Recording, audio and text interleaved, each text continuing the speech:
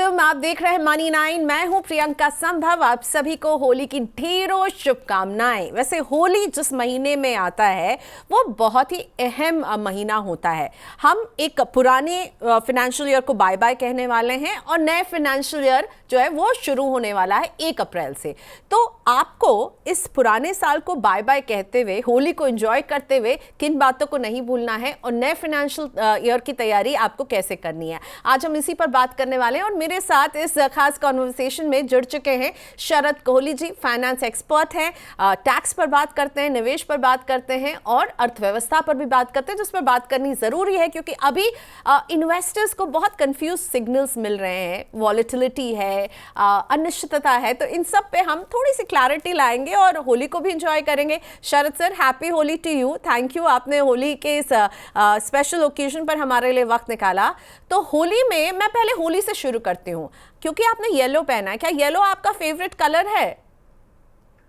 Thank you so much Priyanka. पहले तो होली की आपको भी शुभकामनाएं। मनी 9 के सभी फॉलोअर्स, व्यूअर्स, सब्सक्राइबर को मेरी तरफ से शुभकामनाएं। मुझे मालूम था कि मनी 9 के जो ऊपर और नीचे जो टैग्स चलते हैं तो वो येलो कलर के होते हैं, तो मैंने कोशिश किया कि मैं उससे जेल करूं, जिससे कि मैं जो संदेश दूं और जो आपका लिखा हुआ संदेश आता है वो एक दूसरे के नजदीक रहें और जो मैं बात करूं वो बिल्कुल छप के आ जाए। Okay, so thank you so much.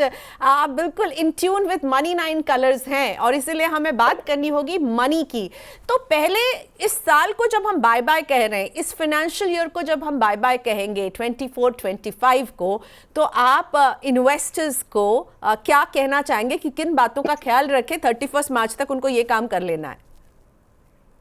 देखिए, बहुत ही चैलेंजेस से भरा ये मार्च आया, ये फाइनेंशियल ईयर की एंडिंग आई। ट्रम्प साहब ने उसमें और रंग भर दिया अमेरिका में बैठे बैठे, और बहुत ही खबरों से भरा हुआ ये आखिरी का हिस्सा रहा है मार्च का। तो जहां तक इन्वेस्टर्स की बात है प्रियंका, मैं ये कहना चाहूंगा कि दो तरीके के इन्वेस्टर्स होते हैं। एक तो टैक्स के लिए जो करते हैं, एक जो नॉन टैक्स के लिए करते हैं, क्योंकि नॉन टैक्स वालों की गिनती ज्यादा है। और मैं इसलिए कह रहा हूं क्योंकि परसों ही एक आंकड़ा निकल के आया सरकारी तौर से कि जो असल में जिन लोगों ने टैक्स दिया, हम और आप उसकी बार बार बात करते रहे, वो फाइनली वो आंकड़ा आ गया निकल के कि 2 करोड़ 81 लाख लोग हैं जिन्होंने असल में टैक्स दिया, जिनकी जेब से टैक्स गया। Total 8 crore 40 lakh returns file हुई पिछले साल, जिसमें से 5.5 करोड़ के करीब ने टैक्स नहीं दिया, मतलब वो जीरो टैक्स रिटर्न्स थी। तो इसलिए मुझे लगता है कि जो नॉन टैक्स पेइंग कम्युनिटी है वो ज्यादा बड़ी है। तो पहले मैं उनकी निवेश की बात कर लेता हूं। तो मार्च से पहले मैं उनको सलाह दूंगा प्रियंका कि अगर आप स्टॉक मार्केट्स में हैं और आपने अभी साल पहले 2 साल पहले इन्वेस्ट किया था, और अगर आपका पोर्टफोलियो इस टाइम नेगेटिव चल रहा है और आपको लग रहा है कि आपको अब जो मुनाफा होना चाहिए था वो नहीं हुआ, बल्कि कुछ नीचे खट गया है, कम हो गया है, तो आपको अपना पोर्टफोलियो को दोबारा से स्टडी करना चाहिए, उसको रियलाइन करना चाहिए। और मैं जो इस समय निजी तौर पे सलाह दे रहा हूं प्रियंका सारे ही इन्वेस्टर्स को, कि ये समय है मल्टी एसेट एलोकेशन का। मल्टी एसेट एलोकेशन से जो लोग आसान भाषा में समझना चाहते हैं, वैसे तो मनी 9 के फॉलोअर्स सभी फाइनेंशियली बहुत अवेयर हैं कि आप अलग अलग एसेट क्लास में इन्वेस्ट करिए। आप जैसे पहले हम खाली म्यूचुअल फंड्स में बोलते थे प्रियंका कि आप हाइब्रिड ले लीजिए, आप मिड कैप ले लीजिए, स्मॉल कैप ले लीजिए, लार्ज कैप ले लीजिए, उसमें हम वही रिकमेंड करते थे कि आप इसको अलाइन करिए कुछ डेट फंड। अब समय आ गया है आपको मल्टी एसेट होने का। मल्टी एसेट होने का अर्थ है कि आप जितने भी एसेट क्लासेस हैं उन सब में अपना पोर्टफोलियो डिवाइड करके चलिए। तो जो लोग नए इन्वेस्टर्स जुड़ना चाह रहे हैं, मैं उनको सलाह दूंगा कि एक ही एसेट को नहीं देखें। वैसे भी नियम होता है never put all eggs in the same basket. तो जो अगर एसेट्स की आप बात करें तो मैं गोल्ड से लेके थोड़ा बहुत शेयर मार्केट से, मैं ये तो नहीं कहूंगा कि आप भाग जाएं, क्योंकि शेयर मार्केट इस समय बहुत अट्रैक्टिव वैल्यूएशंस पे आ गया है। हालांकि गिर रहा है, हमें नहीं पता इसका बॉटम अभी कहां पर है और नीचे भी जा सकता है, पर फिर भी निवेश के बहुत अच्छे मौके मिल रहे हैं। जिन लोगों को बैलेंस शीट स्टडी करनी आती है, जिन लोगों को फंडामेंटल एनालिसिस आता है, वो और किसी एक्सपर्ट की गाइडेंस में लेके आप अभी भी चुनिंदा शेयर थोड़ा थोड़ा पैसा करके लगा सकते हैं। पहला वो रहा। दूसरा, कुछ पैसा अभी भी कुछ बैंक्स हैं जो 8%, पौने 8% के आसपास आपको एफडी में दे रहे हैं, वहां ले सकते हैं। एक दो पोस्ट ऑफिस की स्कीम्स हैं जो बड़ी इंटरेस्टिंग है, लोग देखते नहीं पोस्ट ऑफिस की तरफ। उसमें एक आरडी स्कीम है जिसमें मैंने कैलकुलेट किया 10% से भी ऊपर रिटर्न आता है और गारंटीड सॉवरेन गारंटी रहती है, वहां कर सकते हैं। गोल्ड आज भी, अगर आप मेरे कपड़ों से इंस्पायर्ड हैं तो गोल्ड आप आज भी देख सकते हैं। हालांकि गोल्ड आउंस में हम देखते हैं $2900 से ऊपर चल रहा है, भारत में ये $90,000 के आसपास कहीं घूम रहा है। अलग अलग किस्म के गोल्ड अलग अलग प्लेटफॉर्म्स पे मैंने एक एवरेज बता दिया, वैसे 86-87 हजार है, पर 90 हजार जब आप लेने जाएंगे 24 कैरेट का तो आपको मिलेगा। पर अभी भी मुझे लगता है गोल्ड लंबे वक्त के लिए एक बहुत अच्छी बेट निकल के आ सकता है। गोल्ड हो गया, और बहुत सारे लोग इन्वेस्टमेंट के पॉइंट ऑफ व्यू से भूल जाते हैं प्रियंका, रियल एस्टेट को। तो मुझे लग रहा है अगर आपके पास एक चंक ऑफ मनी है, एक पैसा है, तो आप एक छोटा सा अपना कहीं पर जमीन या एक छोटा सा कमर्शियल कोई यूनिट आप लेके रख सकते हैं, उसमें आपको किराए की इनकम बनेगी। और जो इमर्जिंग इमर्जिंग सेक्टर्स हैं, इमर्जिंग रीजन्स हैं, वहां पर आप निवेश कर सकते हैं। तो इस तरह से पैसे को मार्च के महीने में अगर आपके पास सरप्लस बचा है तो उसको आप मल्टी एसेट एलोकेशन के तरीके से चलें। म्यूचुअल फंड को ना भूलें, मैं ये नहीं कहता कि म्यूचुअल फंड से आप मुंह फेर लें। अभी भी जो लोग एसआईपी में घुस रहे हैं, ये भूल जाते हैं कि जिन्होंने पहले एसआईपी की थी, मान लिया कि उनकी एनएवी इस टाइम कम है, पर अब अगर आप एंटर करेंगे तो आप तो लोअर लेवल पे एंटर करेंगे ना, तो इसलिए एसआईपी में आप थोड़ा थोड़ा करके डाल सकते हैं। तो मैंने आपको ये 4-5 एवेन्यूज बता दिए। ये तो रहा प्रियंका नॉन टैक्स वालों का। अब अगर टैक्स वालों की बात करें तो मैं समझता हूं टैक्स और इन्वेस्टमेंट्स को वित्त मंत्रालय या सीबीडीटी की तरफ से डीलिंक करने का कुछ संदेश पिछले 2-3 साल से आ रहा है, और इस बार तो बहुत भारी भरकम संदेश आया बजट में। क्योंकि नॉर्मली लोग इन्वेस्टमेंट्स करते थे प्रियंका टैक्स बचाने के लिए, एटीसी हो गया और भी एवेन्यूज हो गए।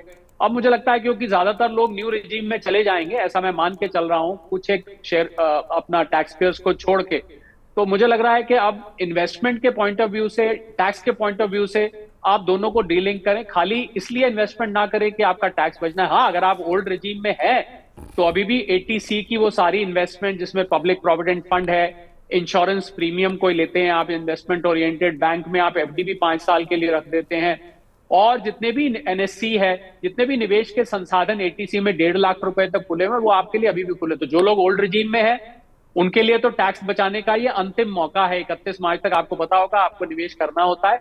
उनके लिए तो आंख बंद करके जो हर साल सलाह होती है, मैं उसी सलाह को कॉपी पेस्ट करना चाहूंगा यहाँ पर, कि बिल्कुल आप पूरा 1.5 लाख अपना छोड़े नहीं और उसको पूरी तरह से निवेश करें। पर ज्यादातर लोग प्रियंका, मेरा ऐसा मानना है कि अब ये 12 लाख जब से हुआ है 87 डे रिबेट की वजह से, मुझे लग रहा है कि ज्यादातर लोग 90-95% लोग, मुझे लग रहा है कि अब न्यू रिजीम में आ जाएंगे।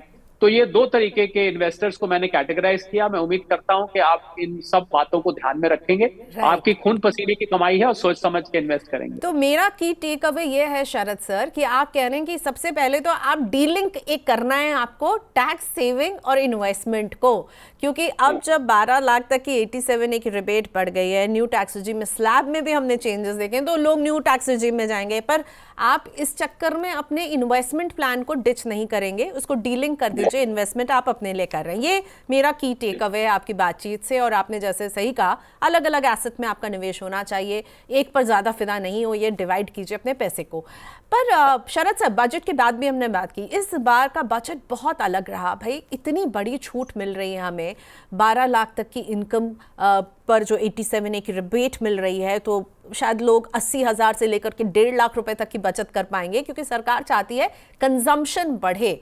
तो आपको क्या लगता है ये जो बचत होने वाली है, इसकी प्लानिंग कैसे करेगा कोई? 1 अप्रैल से अब जब आपकी सैलरी से जो है टैक्स का पोर्शन थोड़ा कम होने वाला है, तो सैलरीड लोगों को आपकी क्या सलाह रहेगी, उनको कैसे प्लान करना है? और 1 अप्रैल से ही प्लान करना होगा ना, आप ये थोड़ी सोचेंगे कि हम 2026 में जब रिटर्न भरेंगे तब फायदा होगा। प्लानिंग तो आपको 1 अप्रैल से शुरू कर देनी चाहिए। जी हाँ, बिल्कुल प्रियंका। 1 अप्रैल से आपका जो सैलरी स्लिप में जो टीडीएस कट के आता है, अगर हम सैलरी वाले लोगों से बात कर रहे हैं तो जो टैक्स कट के आता है वो लाजमी बात है, कम हो जाएगा। आपने बिल्कुल ठीक कहा, अप टू 1.5 लाख तक आपकी बचत हो सकती है। तो प्रियंका, सबसे आसान तरीका तो ये होता है, बच रहा है तो भाई खाओ पियो उड़ाओ उसको।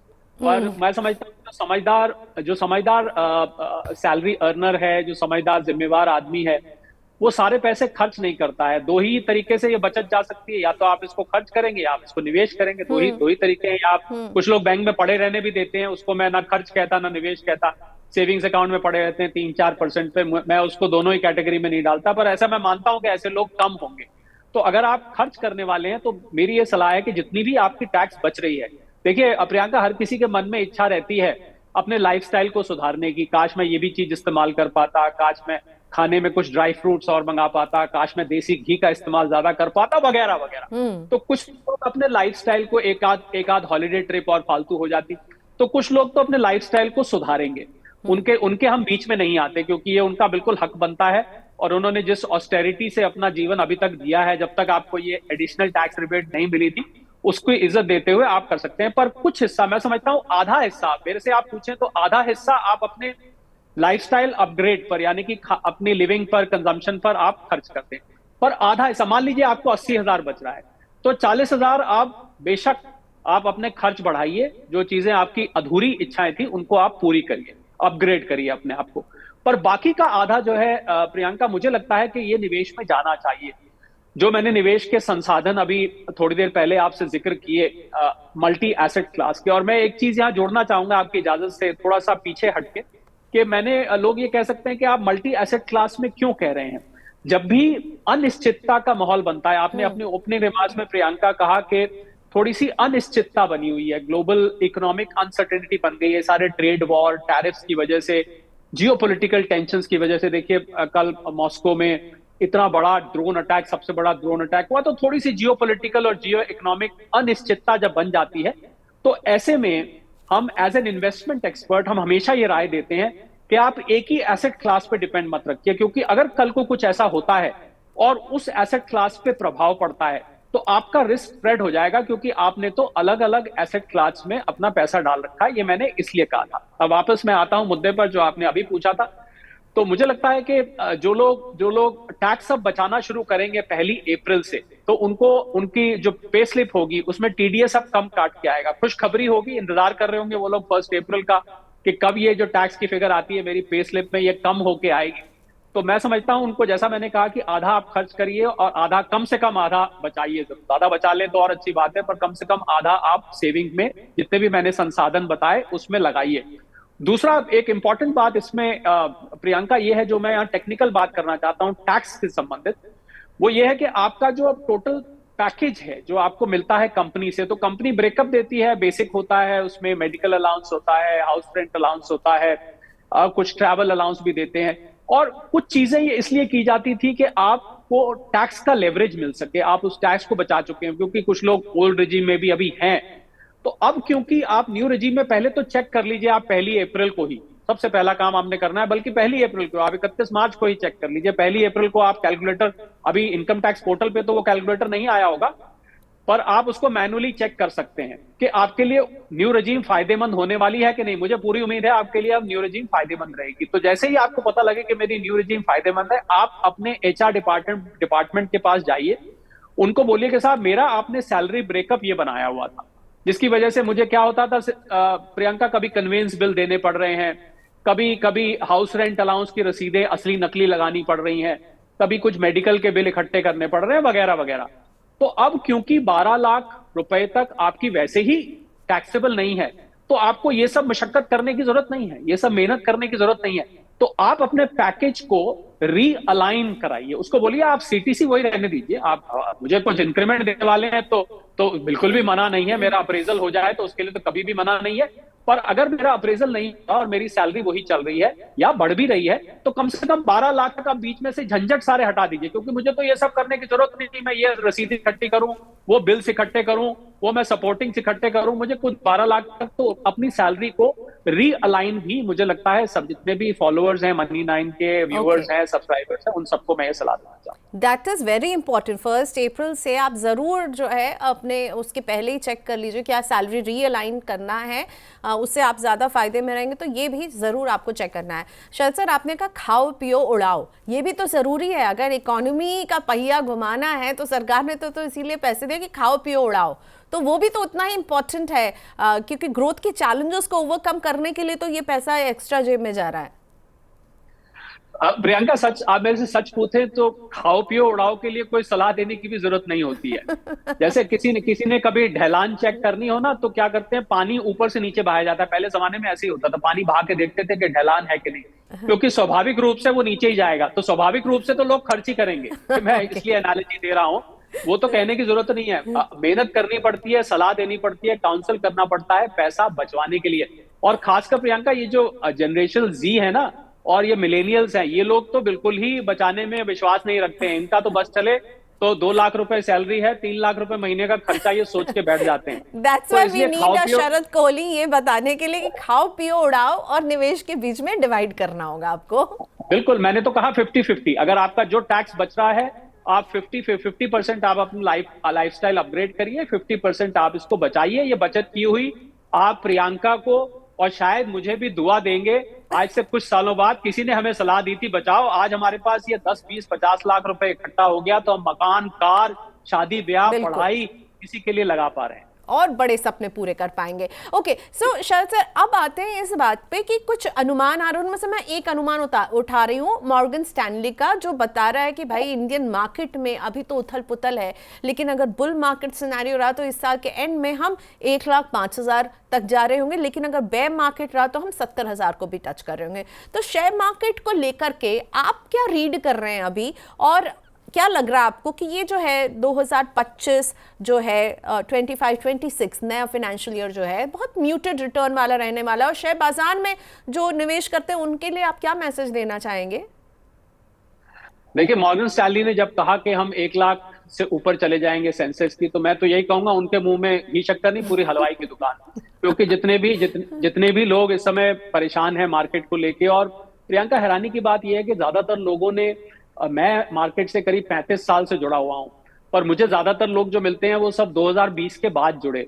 उन्होंने कभी बियर फेस देखा ही नहीं, उन्होंने कभी मंदी नहीं देखी। मार्केट एक ही तरफ 7,500 थी कोविड पर, और चढ़ के 26,277 पर निफ्टी पहुंच गया, और उसके बाद से अक्टूबर के बाद से लगातार नीचे जा रहा है। उन्होंने कभी ऐसा देखा ही नहीं, तो उनके लिए एक नया तजुर्बा है, और मुझे लगता है एक लर्निंग एक्सपीरियंस है। अगर मॉर्गन स्टैनली की फोरकास्ट ठीक निकलती है, मॉर्गन स्टैनली बहुत माना हुआ नाम है वर्ल्ड फाइनेंशियल मार्केट्स में, अगर उनकी बात ठीक निकलती है तो फिर तो मैं समझता हूं निवेशकों को चिंता करने की बात नहीं। पर उन्होंने साथ में एक जुमला भी लगा दिया कि नीचे की तरफ भी आप 70,000 देख सकते हैं। तो मेरा निजी एनालिसिस प्रियंका ये कहता है कि अभी जो फर्स्ट हाफ ऑफ 2025 है, यानी कि जून तक, अप्रैल मई जून, ये मुझे थोड़ा सा ज्यादा वॉलेटाइल और टफ दिखाई दे रहा है। और इसमें मैं, अगर आप कारण मेरे से पूछें, तो ट्रंप साहब 4 साल से अंदर से भरे हुए थे बिल्कुल। उनको लग रहा था कि जब मैं प्रेसिडेंट बनूंगा तो मैं ये करूंगा, मैं वो करूंगा। उनके दिमाग में बहुत सारी चीजें थी। मुझे लग रहा है ये जो सुबह शाम उनकी घोषणाएं रोज निकल के आती हैं, जब ये सेटल हो जाएंगे, सब निकल जाएंगी अंदर से। जो टैरिफ लगाना है जिस पे लगा दो, जो वापस लेना है ले लो, जो करना है कर दो। जब सारा एजेंडा, और कभी ना कभी तो पूरा होगा ही, ऐसा तो है नहीं। लगातार उन्होंने कहा कि अमेरिका एक ट्रांजिशनल फेज में है और अमेरिका को दोबारा से बना रहे हैं, वगैरह वगैरह, जो भी उनकी स्टेटमेंट्स आती रहती हैं, आपने देखा होगा। तो मुझे लग रहा है जब ये सेटल डाउन हो जाएगा सारा, और ट्रंप साहब एक बिजनेसमैन है, हमें भूलना नहीं चाहिए, कभी भी वो ये नहीं चाहेंगे। हालांकि उन्होंने कल रात को ये स्टेटमेंट दी, उन्होंने बोला कि शेयर मार्केट तो ऊपर नीचे होती रहती है, ये कोई इसमें हैरानी की बात नहीं है। जब उनसे किसी ने पूछा कि साहब मार्केट इतनी हिल रही है, खासकर अमेरिका की, नैस्डैक ले लें, डाउ ले लें, S&P ले लें, सब में लगातार गिरावट पिछले कुछ दिनों से देखी जा रही है। उन्होंने कहा मार्केट ऊपर नीचे जाती रहती है, सेटल डाउन। उनको पता है कि एक अच्छी घोषणा उन्होंने करनी है और मार्केट जो है टर्न अराउंड हो जाएगा। तो मुझे लगता है कि फर्स्ट हाफ ऑफ 2025 जो है ये थोड़ा सा चैलेंजिंग रहने वाला है, और सेकंड हाफ बेटर हो सकता है। परंतु उसमें ये परंतु बहुत जरूरी है प्रियंका, इस पे ध्यान दीजिएगा। परंतु जो जियोपॉलिटिकल फैक्टर्स हैं वो कांस्टेंट बने रहने चाहिए, क्योंकि एक तरफ तो ये टैरिफ और ट्रेड वॉर चल रहा है, दूसरी तरफ जियोपॉलिटिकल एंड पे भी रोज नई नई हमें खबरें सुनने को मिलती हैं। कभी यूक्रेन की पीस टॉक शुरू हो जाती हैं, कभी यूक्रेन मान जाता है, कभी यूक्रेन नहीं मानता, कभी यूरोप और नेटो टूटने की कगार पे दिखाई देते हैं, कभी अमेरिका लगता है यूरोप का साथ देगा, अब लगता है नहीं देगा, कभी रशिया लगता है अमेरिका की सुन रहा है, कभी लगता है रशिया नहीं सुन रहा है। तो ये जो जियोपॉलिटिकल अनसर्टेनिटी बनी हुई है, ये अगर बिगड़ती है तो फिर तो मैं सेकंड हाफ पे भी कोई गारंटी के साथ नहीं कह सकता। पर अगर जियोपॉलिटिकल टेंशन सबसाइड हो जाती है तो मुझे लग रहा है कि सेकंड हाफ ऑफ 2025 बेहतर हो सकता है। और मार्केट को एक दो खबरें अच्छी चाहिए होती हैं, एक बहाना ही चाहिए होता है प्रियंका घूमने के लिए यहां से। और आखिरी और सबसे जरूरी बात इसमें यह है, हमारे जो ये विदेशी बॉयज हैं, ये जो विदेशी संस्थागत निवेशक हैं, ये जब से इन्होंने ये सेल लगा रखी है ना यहाँ पर अक्टूबर से, ये हमारे नाक में दम किया हुआ है। मुझे लगता है जैसे ही इनकी ये बिकवाली रुकेगी, रोज का 2, 2.5, 3 हजार करोड़ तो आम बात हो गई है। आप मेरे से पूछिए 5,000, 6,000 करोड़ भी चला जाता है। तो ये जिस दिन ये बेचना बंद करेंगे और ये खरीदार बनेंगे, वही दिन मार्केट में टर्न अराउंड का होगा। और बियर फेस बहुत लंबा नहीं चलता है, ये थोड़ा सा ज्यादा लंबा चल गया। नॉर्मली बियर फेसेस, अगर मैं हिस्ट्री उठा के देखूं पिछले 30 साल की, तो बुल फेसेस लंबे होते हैं, बियर फेसेस लंबे नहीं होते हैं। ये बियर फेस जरा कुछ दिनों से ज्यादा लंबा हो गया, ठीक हो जाता, पर ट्रंप साहब आ गए। ट्रंप साहब ने आके एक नया अमेरिका, मेक अमेरिका मागा, मेक अमेरिका ग्रेट अगेन का एक मुहिम छेड़ दी। मुझे लग रहा है उसकी वजह से थोड़ा सा लंबा चल गया है। तो धैर्य बना के रखें, इंतजार करें। जियोपॉलिटिकल एंड पे मुझे मुझे शांति चाहिए अगर मेरी ये फोरकास्ट ठीक होनी है तो। तो मुझे लगता है कि ट्रम्प साहब को यहाँ इंडिया बुला के थोड़ा ठंडा ही पिलाने की ज़रूरत है, थोड़ा उनका दिमाग ठंडा होगा, क्योंकि उनके सारे स्टेटमेंट्स भी बदलते रहते हैं। मुझे लगता है हमें उन्हें इनवाइट करना चाहिए था होली में। चलिए, आई होप ठंडे हो जाएं अपने आप ही, क्योंकि वहाँ हमने शार्प रिएक्शन यूएस मार्केट्स का भी देखा है, उनके ये सारे जो बातें चलती रहती हैं। अब ये बताइए, आपने जियोपॉलिटिकल टेंशन का जिक्र किया Sharad sir, that is also really important. और इस जियोपॉलिटिकल सिचुएशन की वजह से गोल्ड में हम जो स्पाइक देख रहे हैं, और आपने भी जब मल्टी एसेट की बात की तो कहा कि भाई गोल्ड में आपको निवेश करना चाहिए, तो गोल्ड में निवेश बढ़ाने का टाइम आ गया है और we have missed the bus, क्योंकि gold is already so expensive now. आपका भी गोल्ड पर क्या व्यू है? गोल्ड बहुत इंपॉर्टेंट एसेट क्लास है। देखिए प्रियंका, आज तो मैंने येलो पहना है, तो आज तो मैं गोल्ड से किनारा नहीं करूंगा बिल्कुल भी। और मुझे लगता है, बिल्कुल आपने ठीक कहा, जियोपॉलिटिकल टेंशंस और गोल्ड का मित्र जो है ना, वो बदकिस्मती से अशांति है। जैसे जैसे वैश्विक अशांति फैलती है, गोल्ड ऊपर को दौड़ने लगता है। और आपने देखा कि अभी कल की बात है, मॉस्को के ऊपर, जैसा मैंने कहा, बहुत बड़ा ड्रोन हमला हुआ, उन्होंने बहुत सारे ड्रोन गिरा दिए। तो ये हो नहीं सकता कि अपना मिसाइल्स चलती रहे और गोल्ड अपनी जगह खड़ा रहे। तो गोल्ड हालांकि बहुत ज्यादा बढ़ चुका है, आपने बिल्कुल ठीक कहा, पर मुझे लगता है कि अभी इसमें और चाल बाकी है। मेरी और बढ़ेगा गोल्ड? मेरी अपनी एनालिसिस, जी हाँ, मैं उसी पे आ रहा था। मेरी अपनी एनालिसिस कहती है कि गोल्ड, मैं यूएस डॉलर में ज्यादा ट्रैक करता हूं। यहाँ पर तो हम 10 ग्राम का, या पहले जिसको तोला बोला करते थे, उसका हिसाब रखते हैं, पर आउंस में मुझे लगता है ये 3000 से $3200 प्रति आउंस तक जाएगा। यानी कि अगर इसको भारतीय रुपए में अगर हम कन्वर्ट करें तो ये 1 लाख क्रॉस करने की पूरी उम्मीद है प्रति 10 ग्राम। तो मुझे लगता है, पर शर्त इसमें यह है प्रियंका कि आप इसको लंबे वक्त के लिए रखिए। अगर आपने लंबे वक्त के लिए लिया, 5 साल के लिए, 3 साल के लिए, तो अगर वो 1 साल में बढ़ जाता है तो आप मुझे गाली तो नहीं देंगे ना? आप तो कहेंगे आपने तो 3 साल कहा था, हमारा तो 1 ही साल में बढ़ गया, तो उसमें कोई हर्ज नहीं है। पर आप जब खरीदें तो ये जरूर सोच के खरीदें। और 2 बातें और गोल्ड के संबंध में प्रियंका मैं बताना चाहूंगा कि एक तो आपके पोर्टफोलियो का कम से कम 20% गोल्ड में होना चाहिए। मतलब अगर आपके पास 10 लाख रुपए आपने निवेश करने हैं, तो मेरे हिसाब से 2 लाख रुपए आपके गोल्ड में होने चाहिए कम से कम। थोड़ा बहुत फालतू कम करना चाहते कर सकते हैं, पर इतना आपका बैलेंस पोर्टफोलियो का होना चाहिए गोल्ड की तरफ। दूसरा और बहुत जरूरी बात, पहले आपको याद है, आप जब आपके चैनल पे शो होते थे, आप बात करते थे, तो बार बार सभी एक्सपर्ट जो आते थे, sovereign gold bond, sovereign gold bond, sovereign gold bonds की बात करते थे। शायद कम लोगों को ये पता है कि फिलहाल ये अभी ठंडे बस्ते में चला गया है। सॉवरेन गोल्ड बॉन्ड का कोई इशू नहीं आ रहा। कभी आप मेरे से पूछना चाहेंगे कि ये क्यों इशू नहीं आ रहा, तो इसकी हम अलग से बात करेंगे। इसके पीछे 2-3 बड़े इंटरेस्टिंग कारण हैं क्यों नहीं आ रहा है। तो सॉवरेन गोल्ड बॉन्ड्स तो अब है नहीं, तो आप गोल्ड ईटीएफ्स देख सकते हैं। एक्सचेंज ट्रेडेड फंड्स जो हैं वो बहुत अच्छे हैं।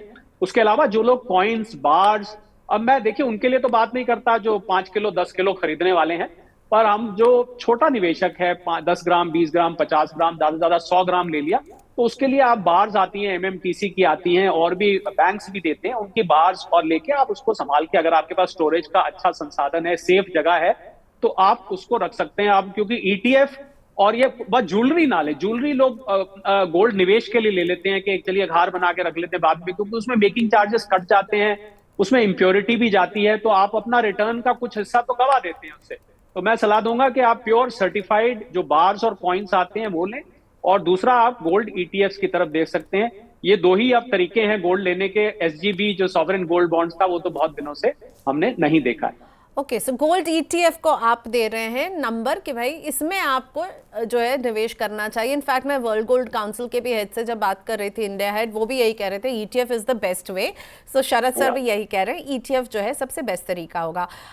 शरद सर ये बताइए, मैं इससे पहले कि आपसे पूछूं, बने रहिएगा हमारे इस कॉन्वर्सेशन में, क्योंकि जो मेरा लास्ट क्वेश्चन है वो बहुत इंपॉर्टेंट है आपके लिए, कि मैं निवेश की रणनीति पूछने वाली हूँ 1 साल के नज़रिए से, यानी इस होली से अगली होली। लेकिन उससे पहले बहुत इंपॉर्टेंट मैं ये पूछना चाहती हूँ कि आपने अभी कहा था जो विदेशी लड़के जो रूठे हुए हैं, FIIs, आपको लग रहा है इस साल वापसी होती हुई नजर आएगी, या इस साल हम वो रूठे ही रहने वाले हैं? देखिए, मुझे नहीं लगता वो भारत जैसी इमर्जिंग इकोनॉमी से प्रियंका बहुत ज्यादा दिन तक रूठ सकते हैं, क्योंकि उनके पास बहुत ज्यादा चॉइसेस नहीं है। चाइना, आपको याद होगा बार बार जो मेरे जैसे एक्सपर्ट्स बोल रहे थे आज से कुछ हफ्ते पहले कि चाइना ने एक रेड कारपेट बिछाया है, चाइना ने $1.4 ट्रिलियन का एक स्टिमुलस भी अपनी इकोनॉमी में डाला है, वगैरह वगैरह। पर अभी 2 दिन पहले बड़ी बड़ी ही चिंता करने वाली खबर आई चाइना से कि वहां पर डिफ्लेशन नोटिस किया जा रहा है, वहां पर डिमांड लगातार गिर रही है।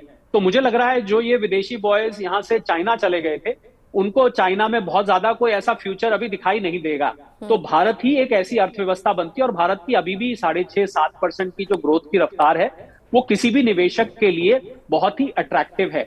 अभी ये थोड़ी सी क्योंकि जियोपॉलिटिकल अनसर्टेनिटी, जियो इकोनॉमिक अनसर्टेनिटी बनी, इसकी वजह से निवेशकों ने पैसा अक्टूबर से यहां से निकालना शुरू किया है। अमेरिका में बॉन्ड यील्ड्स बढ़ गई थी, वगैरह वगैरह, और थोड़ा ट्रंप साहब अपनी इकोनॉमी को लेके पॉजिटिव भी हो गए हैं। वो टैरिफ लगा रहे हैं, वो कह रहे हैं कि सब सामान अमेरिका में बनाओ, अमेरिका में आके निवेश करो, वगैरह वगैरह।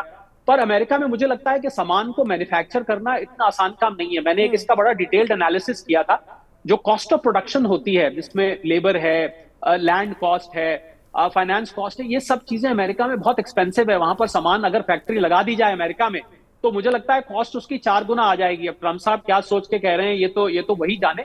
तो मुझे लग रहा है कि निवेशकों को अल्टीमेटली भारत जैसी मार्केट को देखना पड़ेगा। और निवेशकों, और एक इंटरेस्टिंग बात आपको प्रियंका बताऊं जो बहुत सारे लोग नहीं जानते, शायद लोग ये सोच रहे हैं कि ये तो विदेशी बॉयज यहाँ से लगातार अपना सामान बेच रहे हैं, ये शायद घाटे पे बेच रहे हैं। वो लोग ये नहीं जानते कि जितने भी एफपीआईज और एफआईआईज बेच रहे हैं, ये सब प्रॉफिट बुक कर रहे हैं। इन्होंने जो सामान खरीदा था वो इससे भी कम कीमत पे खरीदा हुआ था, कम प्रॉफिट पे बेच रहे होंगे, ये एक अलग बात है, परंतु वो घाटे पे ज्यादातर उसमें से बेच के नहीं जा रहे हैं, तो वो तो प्रॉफिट बुक कर रहे हैं, ये उनका राइट है। अच्छा, ये भी कुछ प्रचलन था कि भारतीय मार्केट थोड़ी ओवर वैल्यूड है, पी रेशियोज हमारी 25, 26, 27 तक हैं, बुक वैल्यूज हमारी ज्यादा हैं, थोड़ी सी ओवर लेवरेज्ड मार्केट है, ये बातें भी बार बार निकल के आ रही थी। तो इसको लेके एफआईआई, जो बड़े एफआईआई, उन्होंने कहा अभी प्रॉफिट बुक करके भैया आ जाओ, जब मार्केट नीचे आ जाएगी दोबारा से एंटर कर जाएंगे, बिल्कुल ये वापस आएंगे, आप देखिएगा। It is just a matter of few weeks, आपको ये विदेशी संस्थागत निवेशक वापस आते दिखाई देंगे। और जैसे ही ये वापस आएंगे, समय लग सकता है, जैसे ही वापस आएंगे मार्केट एकदम टर्न अराउंड कर जाएगी। क्योंकि जब ये बेचते हैं ना प्रियंका, आप अगर रोज के आंकड़े नोट करें, एफआईआईस और डीआईआईस के करीब करीब बराबर के होते हैं। अगर वो 3,000 के बेचते हैं तो हमारे जो देसी बॉयज हैं वो 2,800 3,000 करोड़ का खरीद लेते हैं। ये 4,000 करोड़ का बेचते हैं, वो 3,800 4,200 करोड़ का खरीद लेते हैं। बिल्कुल नेक टू नेक मुकाबला चल रहा है उसी की वजह। नहीं तो अगर ये ना होता तो मार्केट बहुत नीचे चली गई होती। तो अगर हमारे डीआईआईस इतने कॉन्फिडेंस से, इतने विश्वास से खरीदे जा रहे हैं, तो वो यही सोच के खरीद रहे होंगे कि, और वॉरेन बुफे जो कि दुनिया के नंबर 1 निवेशक हैं, उनका तो ये नियम है, जब मार्केट गिरे तो खरीदो, जब मार्केट चढ़े तो बेचो। और हमारे यहाँ वैसे नॉर्मल इन्वेस्टर फिलॉसफी उल्टी होती है कि मार्केट जब गिर रही होती है तो बेचो बेचो, पैनिक हो जाता है, मार्केट चढ़ रही होती है तो खरीदो खरीदो। इसीलिए ज्यादातर लोग स्टॉक मार्केट में मुनाफा कम कमा पाते हैं।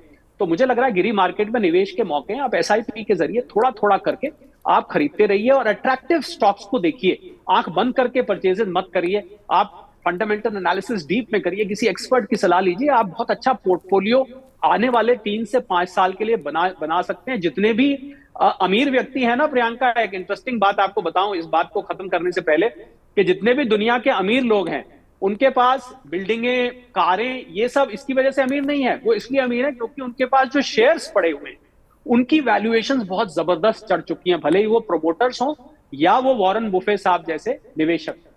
ओके, अब होली टू होली आपसे मुझको चाहिए ये पोर्टफोलियो की इस बार की होली से अगली बार की होली में एक दमदार इन्वेस्टमेंट का पोर्टफोलियो, पर्सनल फाइनेंस की वो टिप जो आप देना चाहेंगे। तो पहले तो 1 साल और 5 साल का अगर किसी का नजरिया, क्योंकि हमेशा हम कहते हैं लॉन्ग टर्म के लिए निवेश कीजिए, तो 1 साल के लिए आप क्या कहेंगे और 5 साल के लिए आप क्या कहेंगे? 5 होली तक का हिसाब किताब लेना है आपसे कोहली जी।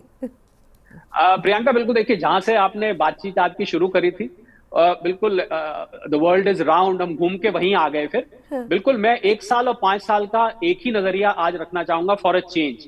और मैं चाहूंगा कि जो भी निवेशक, जो भी यंग, मिडिल एज्ड, ओल्ड, जेन जी, जिस भी आप एज ग्रुप में हैं, आप मल्टी एसेट एलोकेशन की देखें कृपया करके। अब ये मैं रिकमेंडेशन नहीं, मैं प्रार्थना रूप में भी कह रहा हूं, कृपया करके एक ही एसेट क्लास में इन्वेस्ट मत करिए। आप खाली फिक्स डिपॉजिट करते हैं तो खाली फिक्स डिपॉजिट मत करिए, खाली शेयर मार्केट करते हैं तो आपको इंडाइसेस अपने आप जवाब दे रही होंगी, खाली म्यूचुअल फंड करते हैं तो आपको एनएवी जवाब दे रहा होगा।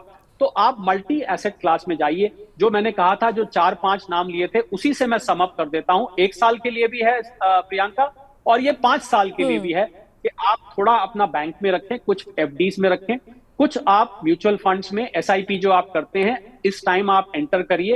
एंटर करके आपको कम कीमत पर शेयर्स इक्विटी एलोकेशन मिलेगा, उसमें आप जाइए। कुछ आप 20% मैंने गोल्ड में कहा।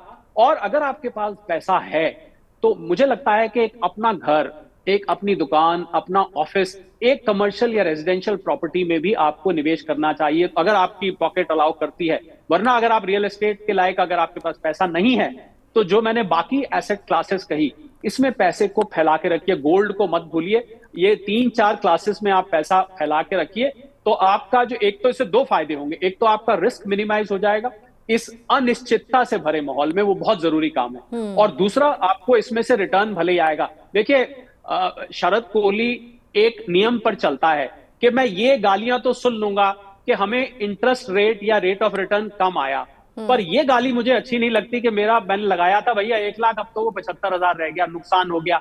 ये मैं नहीं सुनना। तो इसलिए मैं थोड़ा सा कंजर्वेटिव इस टाइम व्यू रख रहा हूं। हाँ। कि आप मल्टी एसेट क्लास में आपका रिटर्न थोड़ा कम हो सकता है, पर आप सेफ चलेंगे। Okay, so Holi to Holi, Kohli के बोल ये हैं कि भाई आपको जो है केवल एक एसेट पर अपना दाव नहीं लगाना है, अपने पैसे को बराबर से बांटिए, हर जगह पर थोड़ा थोड़ा पैसा रखिए। कितने परसेंटेजेस रख सकते हैं वो भी कोहली सर ने बताया। So Kohli sir, happy Holi to you. आपके नाम में ही होली है तो जबरदस्त होली आप तो खेलने वाले होंगे।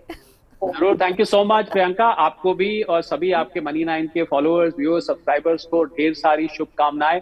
और मैं उम्मीद करता हूं जिस तरह मल्टी एसेट एलोकेशन है, इसी तरह आपके रंग बिरंगा आपकी होली हो, अलग अलग किस्म के रंग आपके सामने आए, आप दूसरों पर डालें, आपके ऊपर लोग डालें, और आपकी होली पहली सारी होलियों से मंगलमय हो। शुक्रिया कोहली सर, आपने वक्त निकाला। तो हम सबको इंतजार है हरे रंग का, तो क्या इस बार की होली हरे रंग को की प्रोमिनेंस वापस हमारे पोर्टफोलियोज में लेकर आएगी? लेकर आ सकती है, लेकिन उसको आपको कैसे ध्यान रखना है? एसेट एलोकेशन, मल्टी एसेट में आपका एलोकेशन होना चाहिए। टैक्स और निवेश को डीलिंक कीजिए। अब ये दोनों जुड़े हुए नहीं, आप निवेश करेंगे टैक्स की छूट मिलेगी, इसे भी भूल जाइए। पैसा बचने वाला है, सरकार बचाकर आपके हाथ में दे रही है, तो थोड़ा पैसा खाओ पियो उड़ाओ और थोड़ा पैसा निवेश करो। Happy Holi to all of you. Thank you हमारे साथ जुड़ने के लिए। नमस्कार।